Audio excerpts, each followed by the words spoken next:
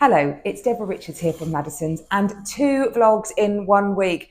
I'm recording this one on Friday morning because, of course, the general election was called on Wednesday. I recorded my usual vlog on Tuesday and obviously no mention of general election at that point.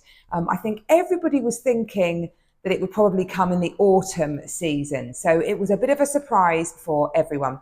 And I just wanted to record a very quick vlog just to give you my thoughts on what this will mean for the housing market over the next sort of 5-6 weeks we have until that general election takes place. So the general election was always going to happen this year.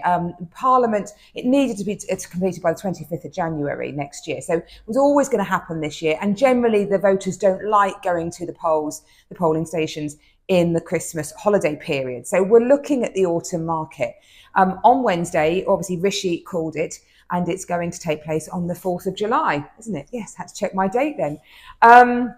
So what does that generally mean? I mean, instantly we noticed, I had a couple of valuations cancelled and a couple of sellers thinking of going to market who said, oh, should we now? And that is probably one of the biggest symptoms of what happens in the general election when the run up to it is it creates a period of uncertainty. So you generally see less properties going to market from sellers.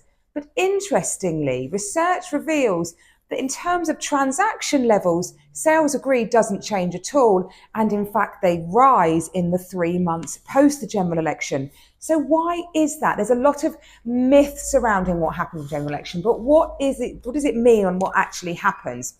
Well, the reality is that a government tends to call a general election when they feel they are in a position of strength. And of course, inflation came down to close to the government's target at the beginning of the week, mortgage rates expected to rise, and the economy generally looking healthier. The polls also are not bad at the moment, are they, on the whole leadership race?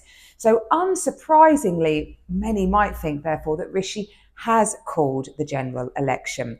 And that's what generally happens. Post a general election, there is a feeling of optimism in the country.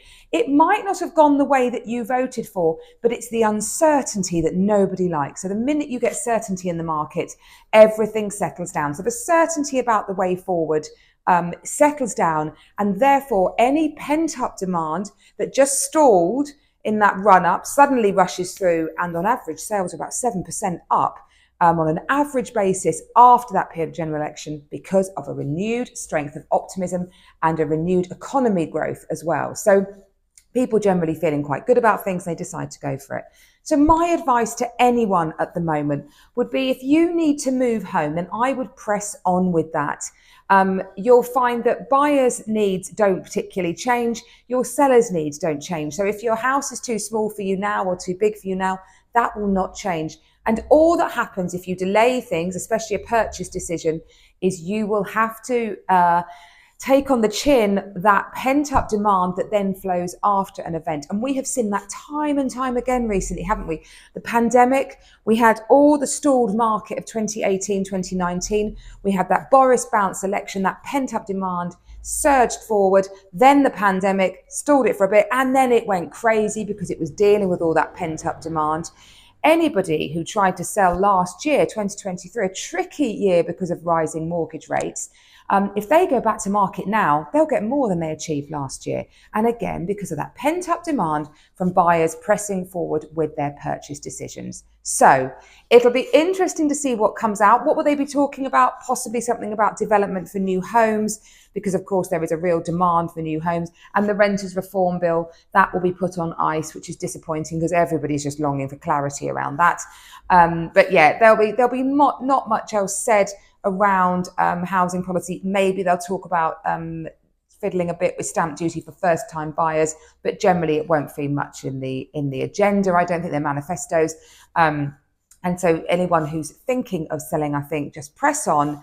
And what is really good news now is if you miss this spring market, we will have a good autumn market. It won't be affected by the general election being called and people going, oh, do I just wait a bit? So I think the autumn market will now be good, and we'll wait to see what the rest of the spring market holds. If anyone has ever wants to talk to me about it, give me a call.